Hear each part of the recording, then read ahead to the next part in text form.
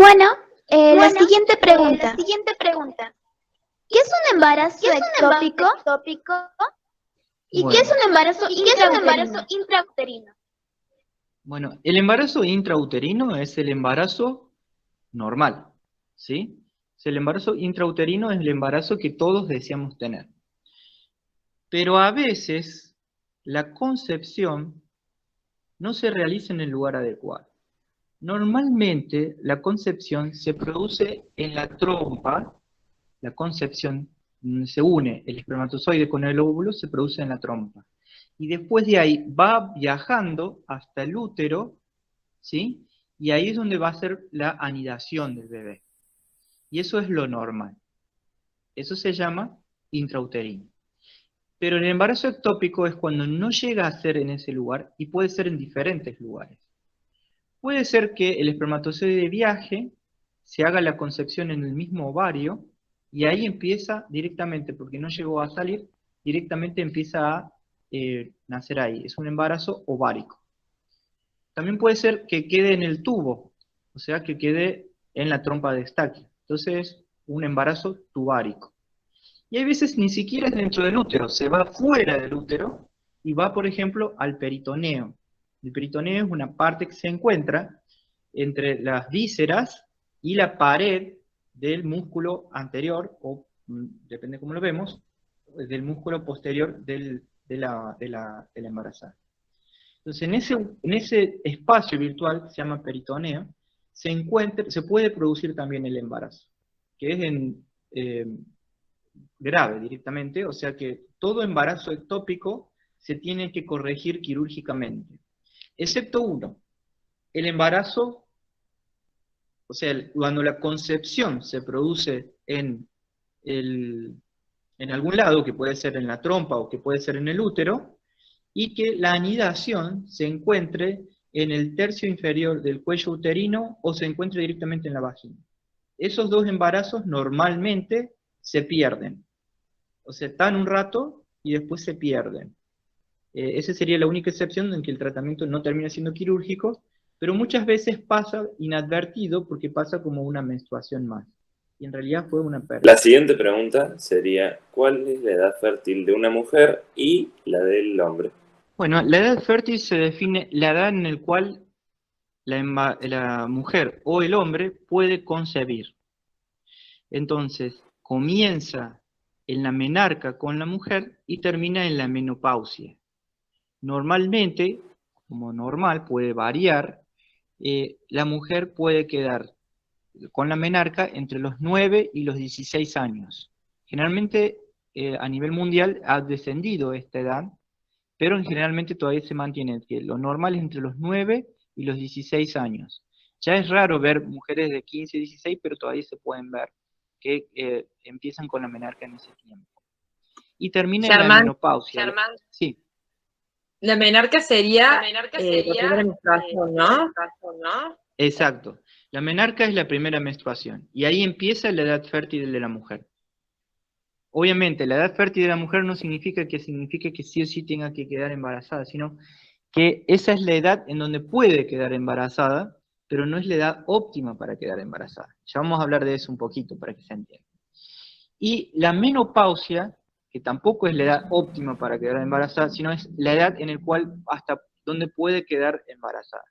Normalmente, cuando no es precoz o post, lo normal es entre los 48 y los 52 años. Eso es lo normal. Pero bueno, si una mujer queda menopáusica a los 53, tampoco necesariamente sea patológico, o a los 47, pero si es antes de eso, puede ser que sí, porque puede llevar a consecuencias.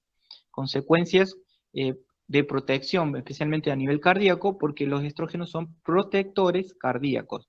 Por eso es importante ver ese tema.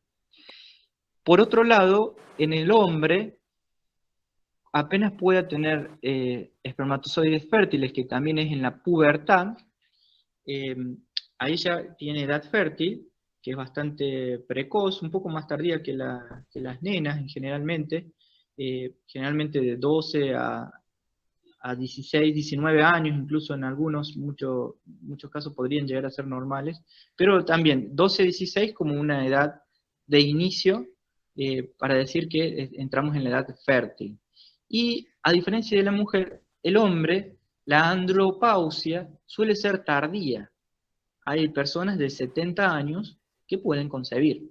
Por lo tanto, la edad fértil en el hombre puede llegar a ser bastante grande el hombre. Sin embargo, hay que tomar en cuenta que tanto la mujer como el hombre deberían tener lo que se llama la edad óptima para quedar embarazados, tanto el uno como el otro. En el caso del hombre, generalmente podemos decir que hasta los 60 años sería lo óptimo, aunque hay gente que tiene 70 años y puede tener hijos normales tranquilamente.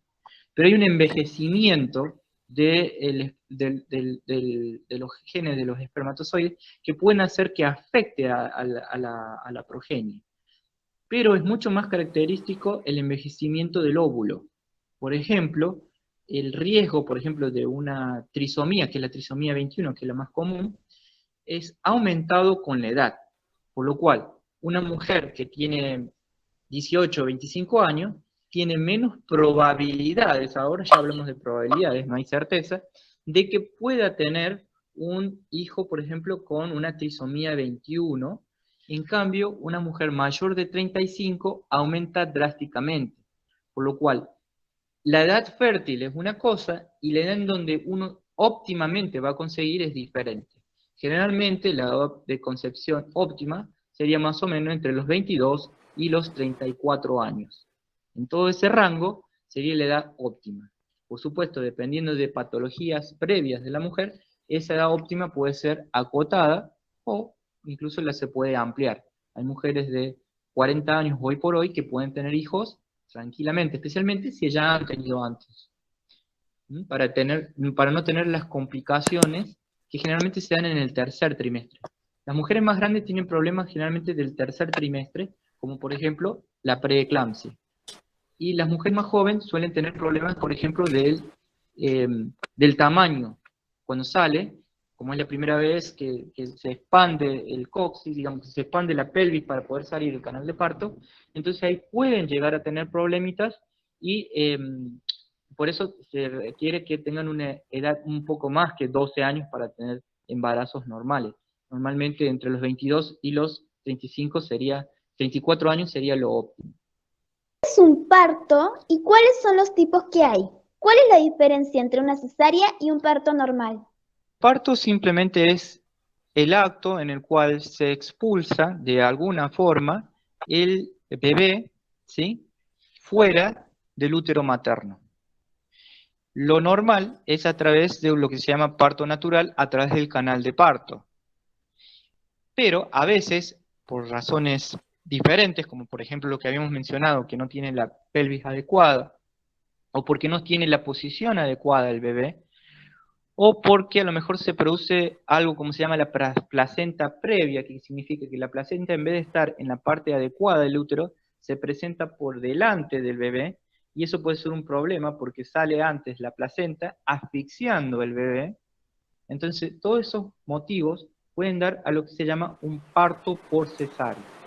El parto por cesárea se hace abriendo la parte de la base de la pancita de la mamá y lo vamos a sacar a través de una técnica, que es la técnica de cesárea, que vamos a ir cortando primero la parte del músculo, vamos a cortar el músculo que está en el abdomen, para decirlo en fácil, vamos a ir abriendo todos los diferentes tejidos, vamos a ver el útero, lo abrimos y lo sacamos al bebé. Lo sacamos y luego la cerramos y la cosemos a la mamá.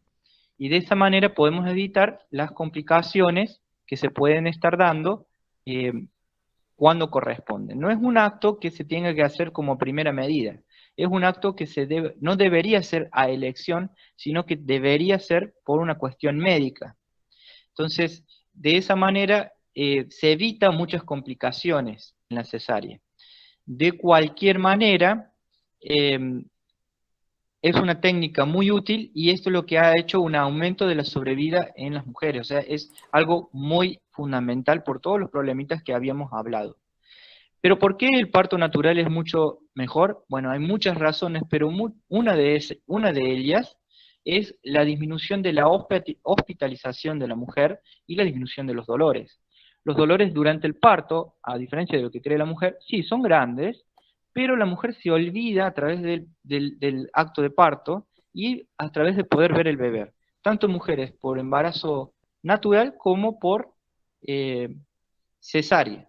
Pero hay una cosa, se olvida de los dolores de la dilatación, pero no nos podemos olvidar de los dolores de la cirugía, por lo cual la tenemos por 48 a 72 horas en caso de parto por cesárea. Pero a lo mejor en menos de 24 horas podemos decir que podemos dar el alta a una mujer con parto natural. Por ese motivo es mejor tratar de evitar la cesárea, pero tampoco incurriendo en no hacerla nunca, porque cuando es necesaria es fundamental para la sobrevida, tanto del bebé como de la mujer.